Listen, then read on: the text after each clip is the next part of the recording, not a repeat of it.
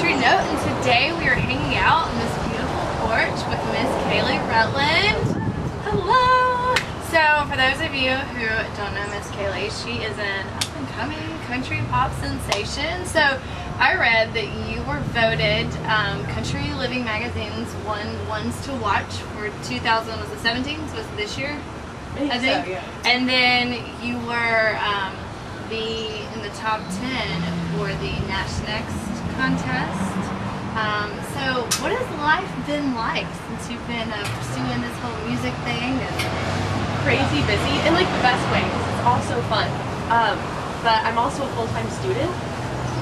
Yeah. You're at Belmont. I am, yeah, I'm right up the street here. Are you almost done? I graduated in December. Oh, you're almost there. But it's been great because like I get to study the music industry when I'm in class in the mornings. And then I get out of is that your major? It is, yeah, music business. And then when I'm done with class, I'll go to like a songwriting session or go to the recording studio or come hang out at the Risto and talk to people. And so it's really fun to be able to like study and live, you know, what I love to do.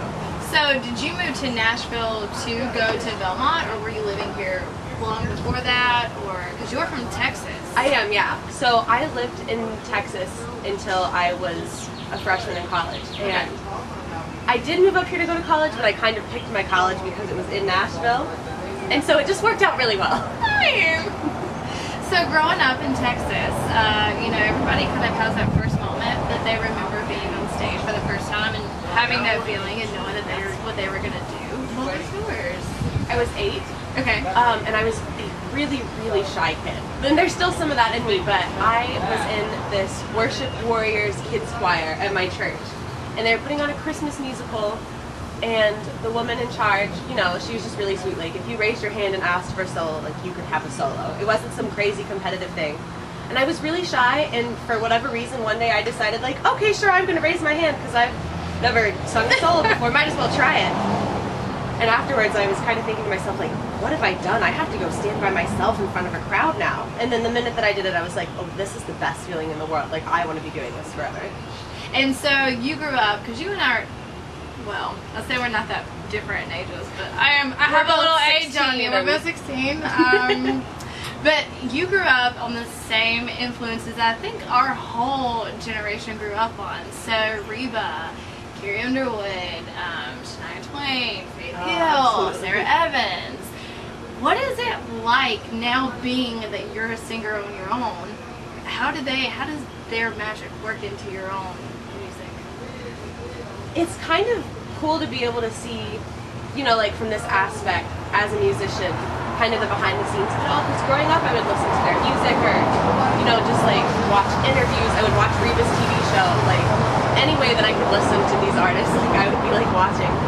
And being able to look at it from a singer's point of view is really cool because I get to see how much work goes into all of it. And even when I turn on one of their songs on the radio now, I'm able to appreciate like all of the different components, and I'm like, oh wow, like the producer made a great decision on that drum or whatever. Yeah. And like I never would have thought of that when I was, you know, back in high school just listening to the radio. And so it's kind of nice to be able to, you know, when I listen to a song that they've written or when I see an interview, I'm able to, I think, appreciate more the work that they put into it now. Now, have you met any of your icons?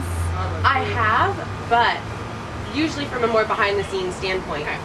The past couple years, I've worked behind the scenes at some events like Music Row Live leading up to the CMA Awards. And so it's really cool, you know, like still as a fan to be able to watch all of that stuff. I was gonna say, do you still like fangirl or do you learn to hold it in? It's like internal fangirling. Yeah. It's like I'm secretly a huge fan of you, but I have to act really professional right now. But it's so fun because like I would work those events and be able to be like, oh, it's so nice to meet you. Let me escort you over to where you're supposed to be signing this guitar or, you know, interviewing with this radio station. And then over the past year or two, I've been able to kind of be on the other side of that. I was just at Nash Vegas Live before the ACMs and got to kind of go through that same signing and interviewing thing. And it was so cool to be like, wow, like this is what it's like to be on the other side of it. Yeah, and I think it's so smart too. You said, you know, you were doing music business because I feel like so many people move here and everybody has dreams and everybody has this idea of this glamorous life that people do not understand the work that goes into it and the business of it. Definitely. And so you are working with one of my favorites, Jamie O'Neill, which, you know, if you grew up on the There Is No Arizona and When I Think About Angels, how is that? Like working with her and being mentored by her and produced by her. It's crazy because right now I'm so used to it because I've, known her for, gosh, over 4 years at this point. And my mom has even called her my national mom. And I just spent, 11 hours with her yesterday at the photo shoot I was at. But when I first met her, I listened to her songs and I was like, hey, you're gonna go be songwriting with like this like actual like famous country singer. Wow. And it was so cool.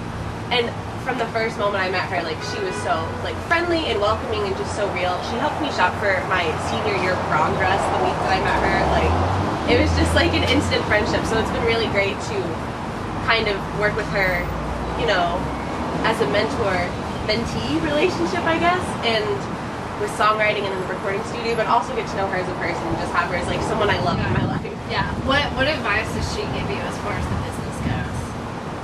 Mostly just to stay true to myself. She's so big on making sure that I'm speaking up for myself and making sure that, whether it's in the studio or in photo shoot, that I really feel like who I am is coming through and I'm not just like being pulled by everyone else's whims. So she's really good about, making sure that I feel heard. So you've done a tour, you toured with Raylan last year. How was that? Where all did y'all go? And what did you get to do? What kind of, lessons, I guess, did you get to learn when you were on the road? It was great. Raylan's really sweet, and so she's just like so like bubbly and welcoming, and like would like take goofy selfies with us while we were like backstage waiting for our slot to go on.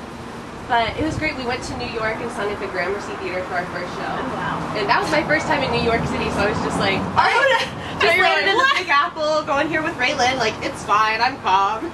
But it was really fun, and that was on the Nash Next tour, so being able to watch all of these other artists on stage and be like, wow, like I like that song, like I want to write a song like that, or like, okay, their stage presence is great, like I'm taking some mental notes. And then like behind the scenes too, like being able to talk with people backstage, like I've set up writing sessions with some of them and just like growing those relationships. So it was really cool, like on and off stage, to be able to work with, the other 9 in the Nash Next Top 10, but Raylan as well. It was really cool. So your new single, Pick Me Up, I love that song. It's such a fun, I just think that sometimes we are so living in the negative all the time and just reminded of, the chaos going on in the world, and you need that kind of help, Thank you.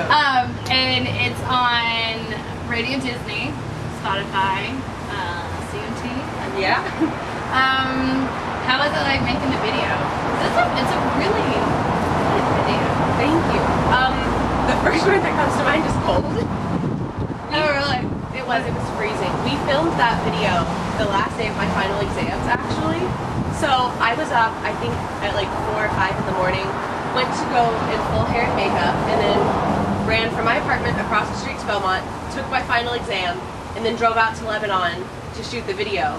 And I think by the time we got there, it was like 30 degrees. It was so fun though. Like when it's that cold outside and you're running around outside or like lying on a car in a paper thin dress. Not that I'm referring to any specific scene in the video. No. But when you have that going on and you have a casting crew that makes it so much fun to film, like that it's a great experience. Yeah. And I think that says a lot about, Kristen Barlow as a director and everybody who was working that day. Just like that it was such a fun experience, even in that ridiculous temperature. Was really great. Well, we look forward to seeing your show, your tour, your new music. Go look her up. Do it. And this is Lindsay at the Country Note, y'all. We're out.